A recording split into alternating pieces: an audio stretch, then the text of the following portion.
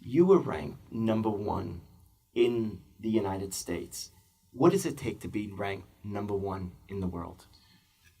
Well, I don't have experience to say what it's like to be number one in the world. Being number one in the States took, it was my best year ever in 2006 on the court when I won 5 titles. It was, it went by in a blur. It was 2 years after I had, Zoster, my father passed away, and a broken neck, all in the span of about 3 months. So thinking about coming back to play tennis at all was seemed like a monumental task. And then just 2 years later, the perspective I had, how happy I was on the court just to be playing. I was in as good a shape as I could possibly in, and it still took luck. It still took good scheduling. It still took great matches at big moments, and all of that to have to come into place for me to be ranked ahead of Andy Roddick, who's about to go into the Hall of Fame, and one of my good friends on tour.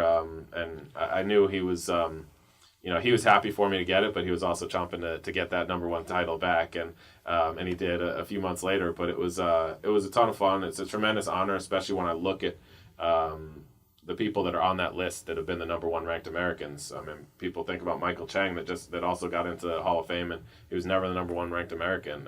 Always had such strong American players that it's not an easy task.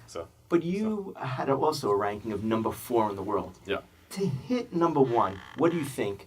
What do you think the difference between number 4 and number 1 is? It's bigger than it seems. It's bigger than just 3 spots. It's kind of like in golf where it says to get from an 18 handicap to a scratch handicap is easier to do than get from a scratch to a pro. And to get from 100 in the world to 50 in the world is really tough. To get from 50 in the world to 10 in the world, monumentally tougher. 10 to 5, darn near impossible.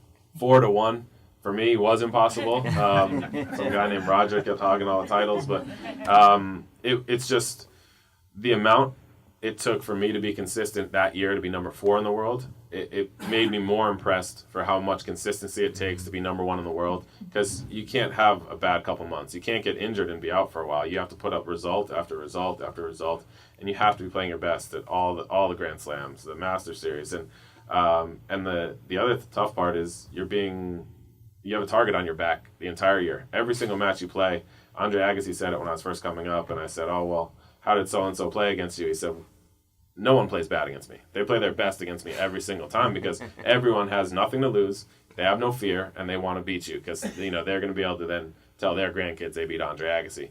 And that's the way everyone felt playing Roger that year, and playing Roger for the last 15 years just about. And to go out there and try to match their intensity every single day, it's very, very difficult. It's why a lot of people struggle the first time they get up into the top 10 or the first time they get any sort of success on tours. They take it for granted that how hard they had worked and how hungry they were to get there, and they fall back a little bit and realize, wait a minute, these guys are passing me because they're just as hungry, they're just as excited, they're working harder than me. And for Roger to have sustained that for as long as he did, being number 1 in the world, it's not an easy task. It takes a special person.